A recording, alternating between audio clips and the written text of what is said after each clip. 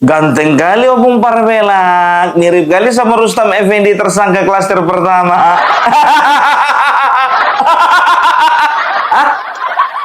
Serius kalian?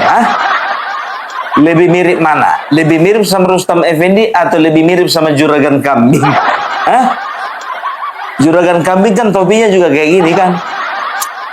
Tahu kalian kemarin Rustam Effendi yang biasanya dia meledak-ledak ya, ditanya wartawan lemas. Setelah P21 lemas. Kayak orang gak selera lagi hidup. Kayak orang baru bangun tidur gak dikasih sarapan, dikasih kopi tapi gak dikasih rokok. Pernah kan? Kalian ngeliat orang baru bangun tidur, ya kan? Gak langsung sarapan tapi langsung dikasih kopi. Menung kayak orang bego. Nggak sambil ngerokok gitu. Kalau ngopi sambil ngerokok masih ganteng dia. Kayak gitulah modelnya, biar tahu kalian.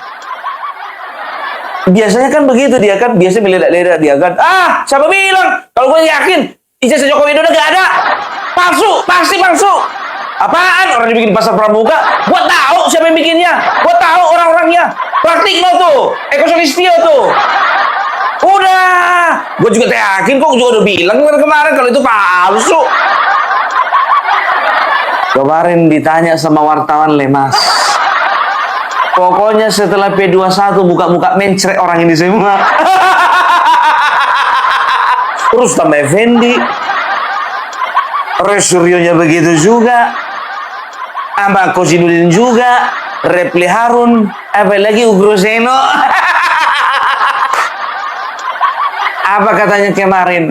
Kalau kejaksaan menetapkan P21, saya mau belajar dulu sama jaksa. Aduh. Kalau untuk saya, tanggapan P21 yang diumumkan kemarin oleh Polda Metro Jaya nggak terlalu penting gitu loh. Karena apa? Karena kalau memang harus maju ke P21 ya silakan. Artinya kita akan lihat asal ijazah ini benar-benar dihadirkan gitu loh. Betul. Jangan sampai nanti ketika di persidangan nggak ada ijazah, tidak ada ijazah atau Jokowi tidak datang. Iya. Itu permasalahannya. Menurut saya kalau memang harus ada P21 harus datang. Silakan aja. Yang penting Jokowi jangan nanti alasan keliling Indonesia gitu loh. Dan menurut saya Sebentar. Kok kayak berapa kali kok sekali ngomong kok nelan ludah. Sekali ngomong nelan ludah. Sering kali kalau nelan ludah kau. Gugup.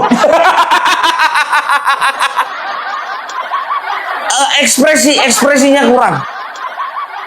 Aku tidak menemukan dirimu yang sebenarnya, Bang. Tunjukkan dirimu sebenarnya, Bang. Tunjukkan the best of you.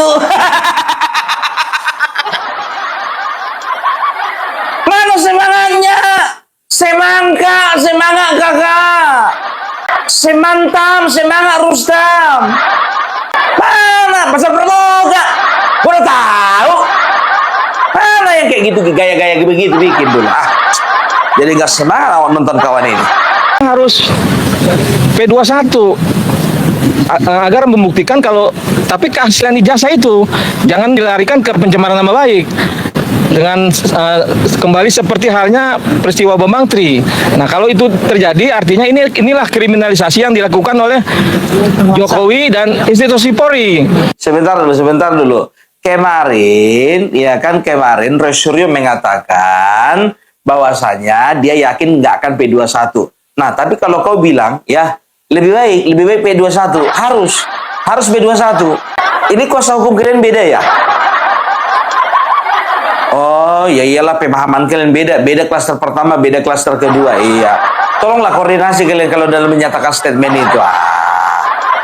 Lagian apa urusannya Bapak Joko Widodo keliling-keliling Indonesia ya? Takut kali kok Bapak Joko Widodo kalau keliling Indonesia nggak bakal menghadiri persidangan. Emang beliau keliling Indonesia tiap hari? Nggak juga kali. Siapa presiden di dunia ini yang keliling Indonesia tiap hari? Bapak Soekarno aja nggak pernah keliling Indonesia tiap hari. Bapak Soeharto begitu juga. Gus Dur begitu juga, SBY begitu juga, Joko Widodo, dan juga Bapak Prabowo. Sebentar, Bung Parpelak. Kayaknya masih ada satu lagi deh presiden yang belum kusebutkan.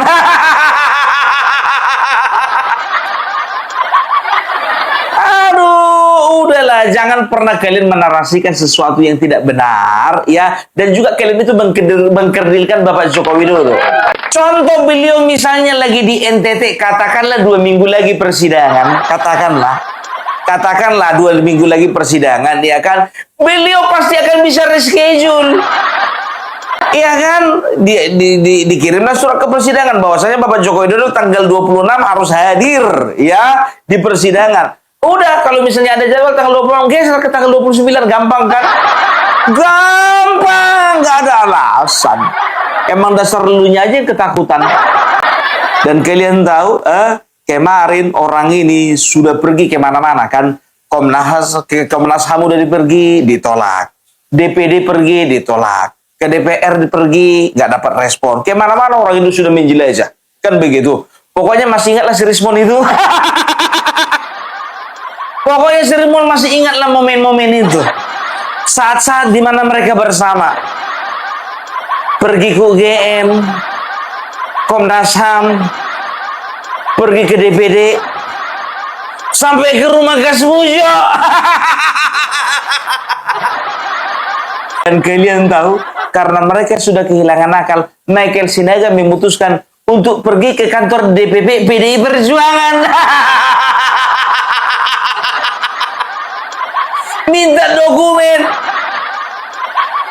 Minta dokumen, bayangkan kalian, ya kan? Minta dokumen, ya. Begitu ditunjukkan ijazahnya, sama yang diposting si Dian Sandi, nggak ada bedanya. Nggak ngaruh Michael Sinaga, nggak ngaruh. Oke, terima kasih. Saya mungkin sedikit saja. Kemarin ya karena kita sudah panjang mencari data dari KPU, dari berbagai instansi, saya mendapatkan sebuah ide ya untuk mencari data ijazah Joko Widodo dari partai pengusungnya yaitu PDI Perjuangan. Ternyata setelah saya surati secara resmi sebagai pers tanggal 18 kemarin, langsung dalam 1 hari dijawab. Tolong Pak. Ya, siap. Izin Pak. Nggak apa-apa. Nah, Ya. jawabannya ini terkait permohonan informasi publik berupa formulir dan berkas pendaftaran Joko Widodo dan salinan seluruh dokumen pendukung termasuk ijazah SMA dan S1. Ini dia langsung dari PDI Perjuangan memberikan kepada saya. Nanti kita cek lagi. Sama persis seperti yang kita ketahui selama ini. Jadi kalau ada yang selama ini menganggap ini asli, ya mungkin tetap menganggap asli. Kalau selama ini menganggap palsu, tetap palsu. Oh, berarti kalian sedang menuduh PDIP ya mencalonkan presiden dengan ijazah palsu. Kalau aku katakan ini langkah yang konyol. Pakai iye. Sebentar dulu Bung Parpelak. Konyol pakai iye. Emangnya bisa diganti huruf apa iye-nya? Bisa diganti huruf S, bisa diganti huruf T, bisa dikasih dengan huruf R. Terserah kalian menanggapinya seperti apa. Ini adalah langkah yang konyol, bodoh, goblok, tolol, goblok, geblek, dongo. Kenapa? Karena apa? Karena nggak pengaruh. Nggak ada efeknya. Ibaratkan menjaring kentut gitu loh. Bukan menjaring angin, menjaring kentut. Udah bau, beracun, nggak bisa dijaring lagi. Menjaring kentut. Orang kan usaha menjaring angin, menjaring kentut. Udah sia-sia nampak bodoh lagi. Pekerjaan sia-sia yang nampak bodoh.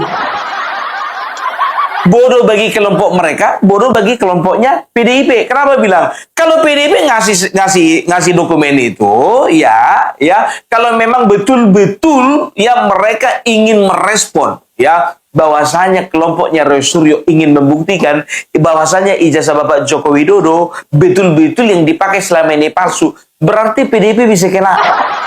Mulai dari tahun 2005 sampai 2019.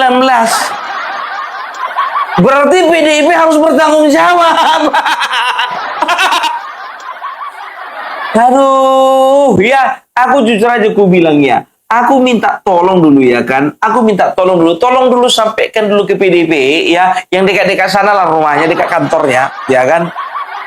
Kok bisa diterima orang ini? Itu ditanya nggak itu motivasinya? Dasarnya apa untuk minta minta dokumen Bapak Joko Widodo? Nggak perlu dipertanyakan opung Parbelak ya. Kalau kelompok Roy Suryo ya minta dokumen ke PDIP pasti dikasih. Karena apa? Karena kader mereka aja jadi tim suksesnya Roy Suryo. Itu Jarod kemarin, ya kan? Bilang-bilang kalau misalnya Bapak Joko Widodo, kalau beliau mau pergi, mau jalan-jalan, mau safari, mau keliling Indonesia, tolong dong sekalian diperjelas ijazahnya. 11-12 sama Roy Suryo. Berarti orang ini, ya, orang ini adalah tim suksesnya Roy Suryo. Harusnya kan Roy Suryo yang jadi tim sukses mereka. Mana tuh bisa dapat posisi kayak Guntur Romli gitu loh. Pindah dari PSI ke PDIP, pindah dari Demokrat ke PDIP. Kayak Ferdinand Huta gitu. Ini gimana ini ya, konsepnya gimana ini udah ngawur. Jadi makanya aku bilang, aduh Michael Sinaga ya tolonglah kalian itu berbuat sesuatu yang ada faedahnya gitu loh, ada manfaatnya gitu loh. Jangan kelihatan bodoh gitu loh. Aku tahu kau pintar ya. Aku tahu kau itu cerdas ya. Tapi tolong tunjukkan kepada kita ini kalau kau memang cerdas, jangan kelihatan bodoh. Udah cerdas kelihatan bodoh kan lucu. Fotonya siapa itu? Iya. Dan yang kedua, ini saya tunjukkan dulu ya. Ya. Bahwa ini saya dapatkan resmi. Ya. Ada tanda terimanya, ada bantengnya.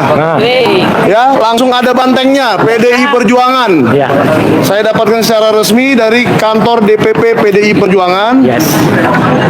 Lalu saya mendapatkan juga sebuah ijazah SMA. Nah, yang sebenarnya kalau kita pernah nyalek atau pernah apa, kita tahu ya Pak Roy ya, bahwa ijazah yang dipersyaratkan itu adalah ijazah SMA, bukan ijazah S1. Jadi inilah sebenarnya dokumen yang juga menjadi kunci apakah pencalonan Joko Widodo di tahun 2014 sebagai presiden itu sah atau tidak. Emang anak SMA tahun segitu boleh gondrong, kan? Nah, saya nggak tahu, tapi ini yang jelas fotonya agak gondrong ya. Nah, agak gondrong. Dan saya juga tiba-tiba kemarin Sebentar dulu, pertanyaan apa seperti itu? Nampak kau nggak pernah nonton film-film tahun 70-an? Nggak pernah nonton film Rano Karno? Sama panjangnya rambut laki-laki sama perempuan. Nggak usah mengada-ngada Roy Suryo. Emang zaman segitu boleh gondrong? Zaman sekarang yang nggak boleh gondrong. Kalau kau masukkan anakmu, ya masuk TK, masuk SD, masuk SMP, masuk SMA, nggak boleh gondrong. Kau pernah nggak sih mendaftarkan anakmu masuk sekolah? Pernah nggak mendaftarkan anak masuk sekolah? Kalau pernah kau mendaftarkan anak masuk sekolah, ya anak sekolah sekarang itu nggak boleh gondrong. Gimana sih? Biar tahu kau Roy Suryo, aku udah 6 orang anakku masukkan sekolah. 6 orang.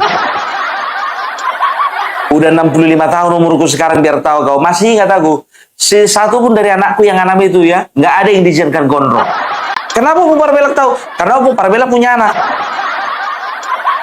Dan juga mendaftarkan sekolah. Aku yang mendaftarkan sekolah, bukan tetangga. Aku nanya dulu sama kau, aku jelas-jelas aja sekarang. Kau pernah nggak mendaftarkan anak-anakmu masuk sekolah? Pernah kan? Pernah lah, masa nggak pernah?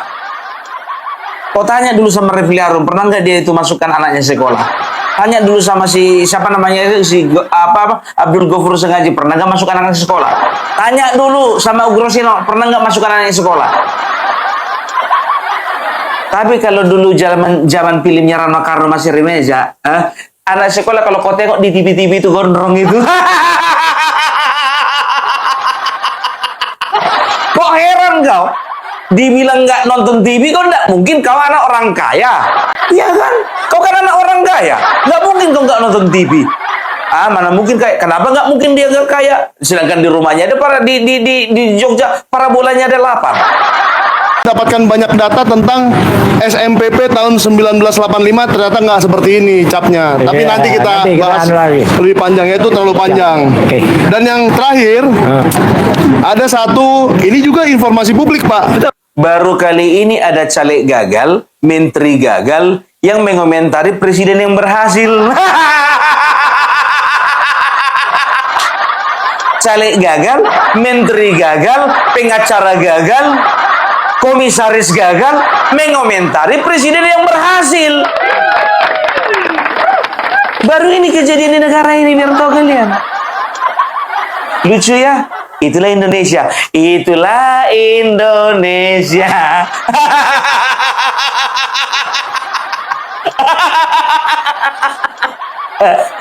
Wah, memang itu dia, ya kan? Kalian tengok ya, orang kalau pernah jadi polisi, ya tiba-tiba nggak jadi polisi, itu biasanya ya, itu dia akan lebih ramah, akan lebih santun, dan akan lebih sopan kepada orang lain dibandingkan dengan orang yang gagal jadi polisi masuk Satpol PP. Makanya Satpol PP itu galak-galak karena apa? Karena mereka gagal masuk polisi, masuknya Satpol PP. Dilampiaskan kegalakannya itu. Gagal polisi masuk Satpol PP. Omong Parbela, kau ini sekarang sedang menghina Satpol PP ya? Enggak juga sih. Enggak juga, aku tidak sedang menghina Satpol PP. Karena memang kita lihat bagaimana kasarnya mereka ketika mereka menertibkan pedagang-pedagang, ketika mereka menertibkan pedagang asongan, penjual kaki lima, segala macam. Lebih galak dari polisi. Bedanya mereka sama polisi cuma di senapan aja.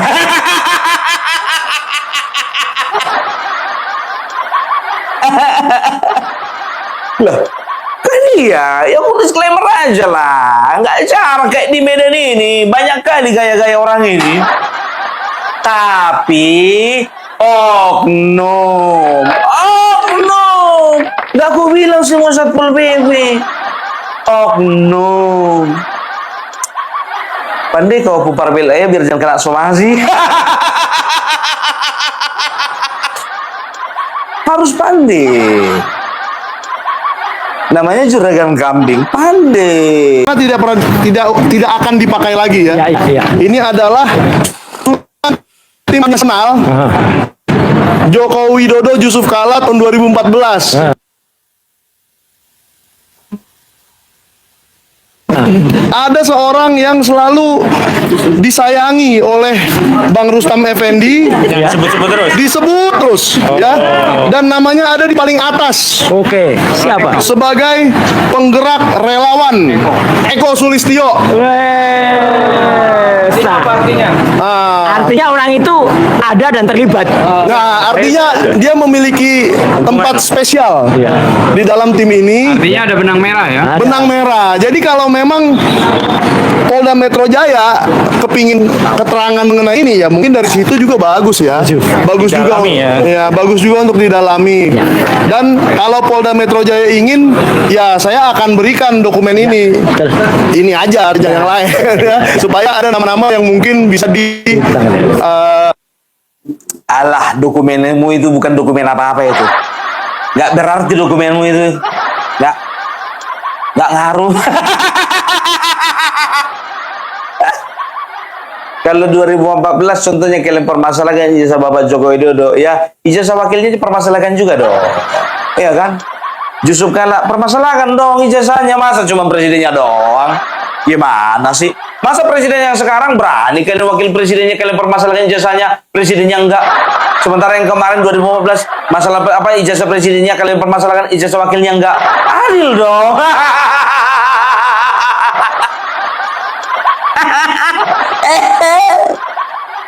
Michael Sinaga mau kau ke kantor PDIP ke, mau ke kantor PKB ke, mau ke kantor MBG ke sekalian.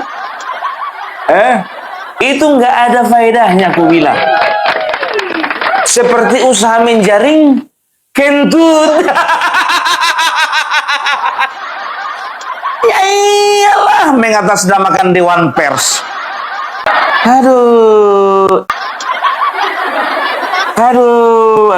ya. Dan tahu kalian, ya, mereka masih menganggap pernyataan Polda kemarin, ya, itu masih belum serius. Masih belum percaya mereka, biar tahu kalian, masih belum percaya mereka kalau P21. P21 telah viral di mana-mana ya Mas Roy ya. Dan berita yang viral terkait P21 itu karena diumumkan oleh Dirkrimum Polda Metro Jaya hari kemarin.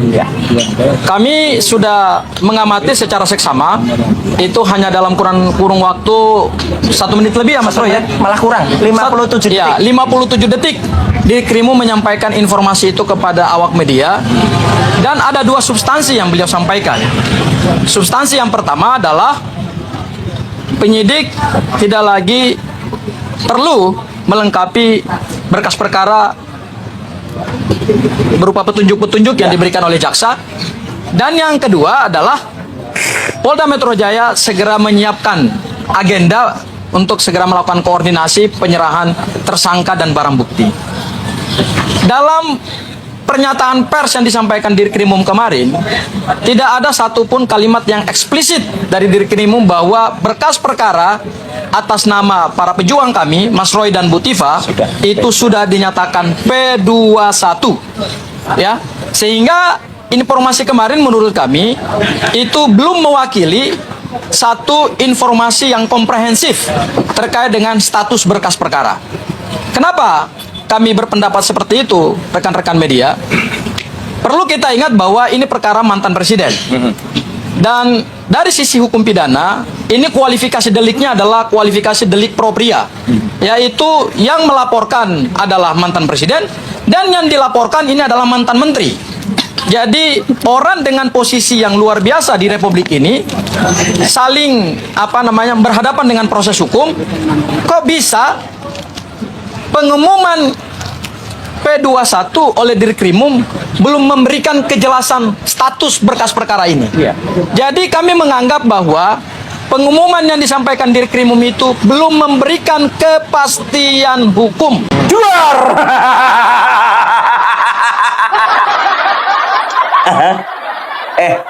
Kalau menunggu pengumuman, tunggu dari kejaksaan. Ya. Ya, lagi juga kemarin itu biar tahu kalian, ya. Siapa namanya? Bapak Rifai, ya, Muhammad Rifai, itu mengatakan, kalau misalnya kalian nggak percaya bahwasanya Roy Suryo sudah P21, datangi aja kejaksaan.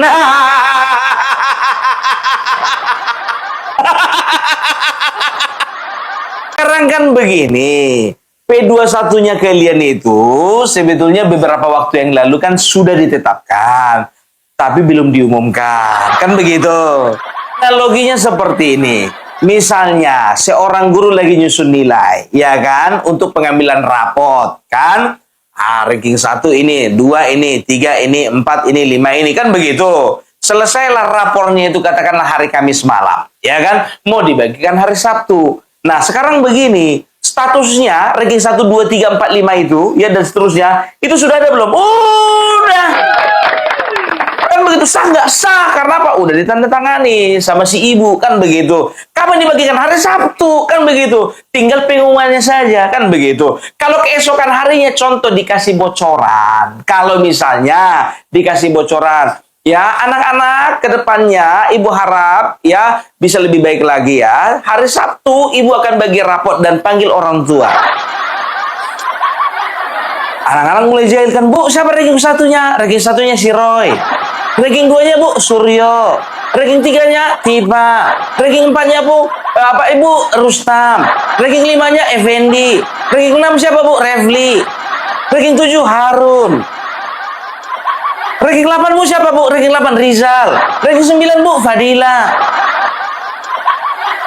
Kira-kira ini anak ranking dari pertama ke dua ini, kira-kira ada perubahan nggak? Enggak, karena nilai sudah diolah. Tinggal mengumumkan saja. Sebentar dulu, Pung Parbelak. Sebentar. Kok ada yang aneh ini? Kok ada yang aneh dengan nama-nama yang tadi Pung Parbelak? Hah? Kok baru tahu kami kalau nama-nama yang Pung Parbelak sebutkan tadi, waktu SD ternyata mereka satu kelas.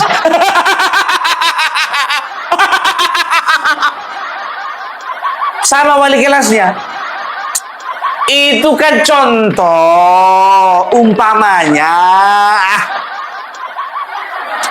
Harus ditunjukkan sama kalian jelas-jelas. Ini kepalanya, ini ekornya, ini alat kelaminnya. Jadi begitu. Masa suka-suka kalian? Suka-suka kejaksaan dong. Nah, kalian tahu kemarin relawannya Bapak Joko Widodo bersama dengan tim kuasa hukum ya dari berbagai elemen mengadakan konferensi pers mendesak supaya dilakukan penahanan terhadap Roy Suryo. Siapa yang ngomong Pung Parbelak? Sudah jelas, yang ngomong Ade Darmawan, bukan Fritz Alorboy. Mari kita dengarkan sama-sama. Para penegak hukum khusus Kejati DKI Jakarta untuk tidak bermain-main di ranah ini, karena ini sangat melukai hukum dan efek blunder yang akan terjadi, bahwa sudah banyak yang kita hukum dilimpahkan P21 dan lakukan penahanan dikarenakan apa? Mengganggu jalannya persidangan.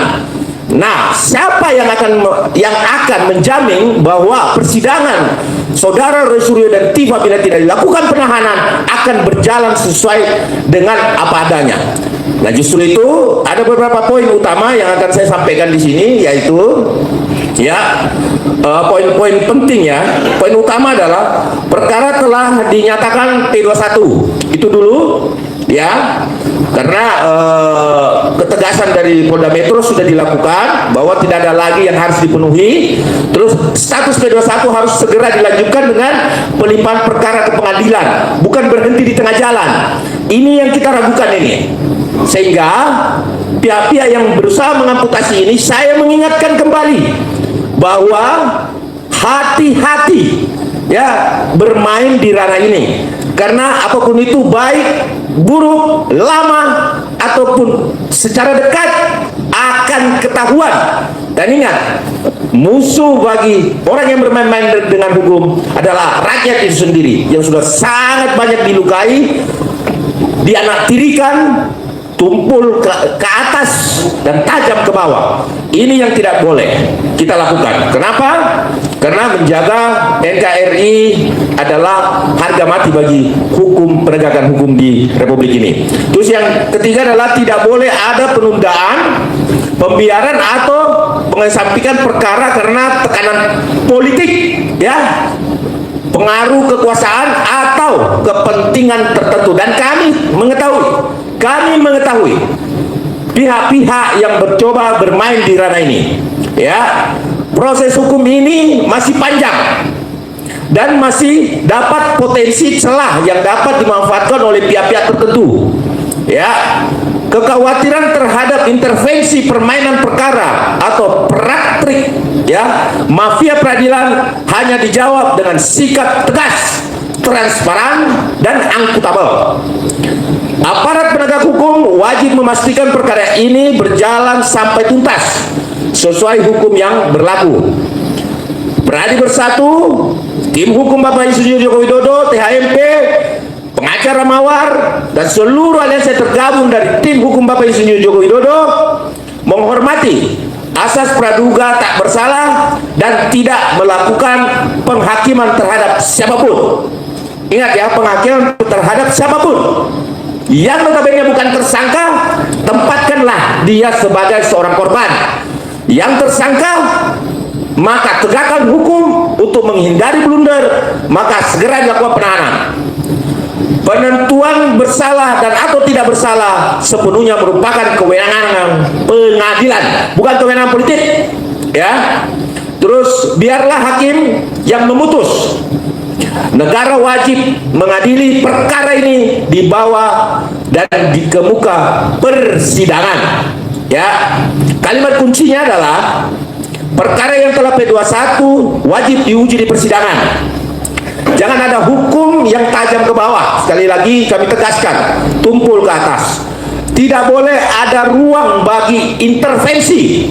Ya, tidak boleh ada ruang intervensi, tekanan atau permainan-permainan politik. Kami tidak menghakimi siapapun. Ya, kami hanya menentukan proses hukum berjalan dengan tuntas. Biarlah hakim yang memutuskan berdasarkan fakta hukum dan fakta peradilan secara yuridis, formil, material di peradilan. Tuntutan kita adalah satu, segera melimpahkan perkara ke pengadilan yang berwenang. Jaminan proses hukum berjalan profesional, objektif dan transparan. Diutamakan, ya, diutamakan kondusivitas terhadap peradilan. Ini harus menjadi jaminan bagi jaksa penuntut umum sebagai wakil daripada para pelapor untuk menjaga kondusivitas dan menjamin terjadinya peradilan yang betul-betul aman, terkendali.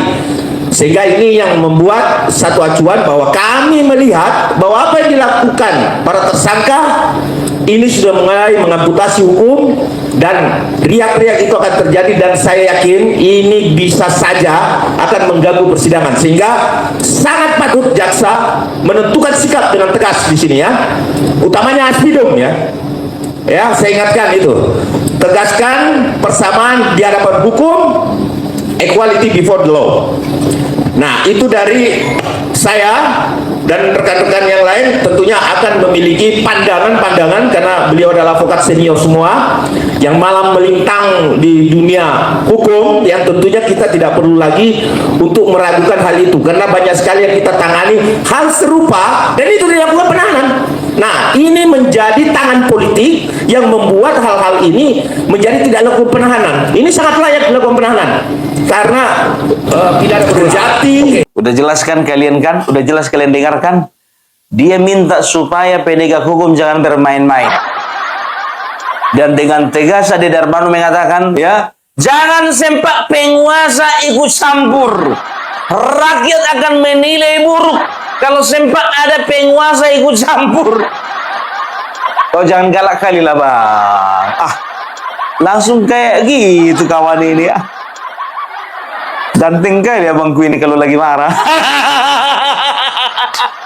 Jadi yang kita minta, ya, supaya penegakan hukum boleh berimbang dan juga boleh berjalan dengan baik. Itu, jangan ada intervensi. Dan tahu kalian kemarin Bang Lecumanan, ya, salah satu lawyernya Bapak Joko Widodo, salah satu pelapor juga, dan salah satu pengurus di dalam Pradi Bersatu, kalau nggak salah wakil ketua umum, ya, mengatakan seperti ini, ya, saya melihat Kapolda ini kok bermain ini. Hati-hati, jangan sampai Kapolda itu bermain. Kita dengar yuk, kita dengar yuk. Kapolda dulu waktu merilis penetapan tersangka bersama-sama Dirkrimum, ya kan? Nah, kali ini rilis terkait P21, Kapolda tidak ada. Ya, kuat dugaan saya Kapolda bermain. Ya, kuat dugaan loh ini loh, ya kan? Jadi kalau Kapolda bermain, kemana kami harus berharap? Kepada Kapolri lah. Kemana lagi? Yang bisa memerintahkan Kapolda otomatis Kapolri, pimpinan tertinggi. Nah, jadi makanya di sini hari ini kami konferensi pers ini kami mendesak pertama Kapolda dulu. Pak Kapolda, tahan ini tersangka. Jangan nanti yang maling ayam ditahan, ya kan? Yang nggak ada power ditahan. Ini kuat dugaan yang ada power, yang ada jaringan nggak berani ditahan, ya kan? Jadi kalau misalnya Kapolda tidak bisa menahan, kami minta kepada Kapolri, Pak Kapolri, tolong tahan ini. Nah, Pak Kapolri punya kewenangan itu. Ya, Pak, tapi sistem berikutnya kalau itu, Pak. Ya, sekarang kita mendesak Kapolda dulu lah. Iya, Kapolda. Kita mendesak Kapolda dulu, ya. Kita mendesak Kapolda. Pak Kapolda, tolong tahan ini para tersangka ya. Lebih dari satu kok. Iya. Ya kan, udah dilakukan berkelompok ini, ya. Nah, oke, yang TV1 sudah ya, clear ya. Sekarang yang rasis. Oke. Ayo. Ini kalau bisa dikatakan, ya kan, apa namanya publikasi terkait dengan P21 itu di mana, pertanyaan saya? Di Polda atau di mana? Di warung kopi atau di Polda? Tapi pihak dari sana Bang harusnya resmi Bang. Itu kan kemarin press conference tentang yang lain, tapi itu dinyatakan pas saat itu gitu loh Bang. Yang memang berpendapat itu Bang. Ya, gini. Saya menyimpulkan aja ya. Intinya kan dirilis atau disampaikan di sana ketika wartawan bertanya itu berada di Polda Metro Jaya, bukan di warung kopi. Pak Dir kan tidak menyampaikan itu di depan warung kopi, ya kan? Kalau di depan warung kopi ya tidak resmi rilisnya. Tapi kalau sudah di Polda Metro Jaya di tempat press rilis, ya itu sudah jelas, itu sudah pasti resmi. Tidak mungkin lagi tidak resmi. Kalau teman-teman masih beranggapan bahwa ini belum P21, silakan ke jaksa, tanyakan sama jaksa, karena itu sistemnya kan melalui form surat, itu namanya P21. Itu yang dikirim kepada penyidik. Jadi penyidik ketika menerima form itu sudah beranggapan, oh ya benar memang P21, tinggal mereka umumkan saja. Seperti itu. Jadi yang sederhana jangan kita buat menjelimet lah, ya kan? Jelas-jelas kok ini, ya kan, sudah diumumkan di kantor polisi, di Polda Metro, masih dibilang nggak apa namanya tidak resmi. Waduh, lama-lama bingung saya. Ya, iya gitu loh ya. Jadi udahlah ya, yang sederhana jangan dibuat menjelimet ya. Ini pihak-pihak tersangka itu suka kalian membuat suatu pemberitaan makin melebar tak kemana-mana gitu. Ya, saya kembalikan ke host saya, Sekjen. Udah dengarkan?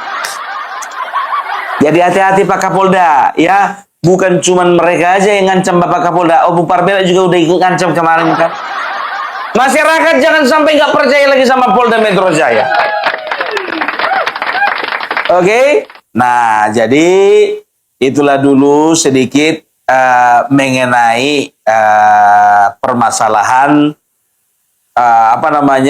ijazah Bapak Joko Widodo ini ya. Jangan sampai permasalahan ini mengganggu konsentrasi kita. Kenapa emangnya Bu Parbela sebentar lagi mau kampanye?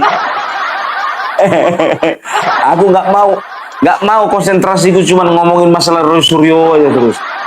Aku kepengen kali membahas PDIP, membahas Partai Amanat Nasional, membahas Partai Gerindra, membahas Partai Umat, membahas Partai PSI, membahas Partai Perindo. Bosan 1 tahun ini ngomongin Roy Suryo dulu. Kalian tahu, di sini biar tahu kalian, lebih banyak video mereka daripada video keluargaku sendiri. Kalau video mereka ada yang terbaru, ku simpan. Sedangkan videoku kemarin tanggal 25 Mei ulang tahun, nggak nyampe 3 hari ku hapus. Takut memori penuh. Aduh, udahlah dulu. Ya, itu dulu Bung Parbela. Salam NKRI harga mati.